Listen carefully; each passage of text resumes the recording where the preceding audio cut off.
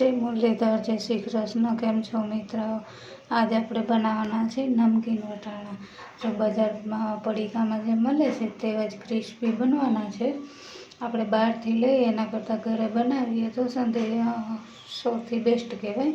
તો મેં 3 કલાક ગરમ પાણીમાં પલાળીને રાખ્યા હતા અને પછી એક કાપડમાં એને લઈ અને એવી રીતના લૂછી લેવાનું છે. બધું પાણી એમાં ચોસાઈ જાય છે. પછી એક પ્લેટમાં લઈ લેવાનું છે અને પ્લેટમાં લઈ લીધા પછી આપણે જો પાણી એમાં જરા પણ રહ્યું નથી એટલે આપણે પાણી ચોસાઈ ગયું છે ને ગરમ તેલ મૂકી દીધું. તો નોર્મલ ઠંડુ તેલ હોય ને નોર્મલ ત્યારે જ આપણે એમાં ઉમેરી દેવાના છે, કેમ કે આપણે અંદર સુધી ક્રિસ્પી થઈ જાય એટલે આપણે પછી એમાં નાખી અને ઉપરથી એક ઢાંકણ ઢાંકી દેવાનું, જેથી કરીને કોઈ વટાણું ફૂટી અને બહાર આપણે નીકળે નહીં.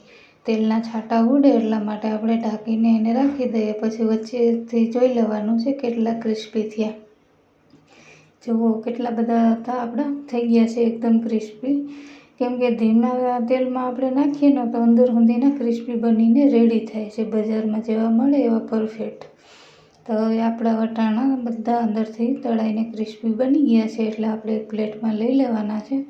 પછી આપણે એને થોડા ઠંડા પડવા દેવાના છે.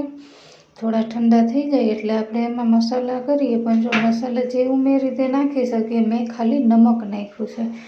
નમક નાખી મિક્સ કરી અને આપણે વટાણા ખાઈ શકીએ છીએ. અને આપણે આનો સ્ટોર કરવો હોય તો પણ કરી શકીએ છીએ. 1 મહિનો આ સ્ટોર થઈ શકે છે. જો અંદર સુધી ક્રિસ્પી બની સરસ. આપણે ચોમાસામાં કંઈ ખાવાનું મન થાય તો એવી રીતના આપણે બનાવી શકીએ છીએ. ઝટપટ બની જાય છે 2 મિનિટમાં. જય મુરલીધર, જય શ્રી કૃષ્ણ. સબસ્ક્રાઈબ, લાઈક કરવાનું ના ભૂલતા.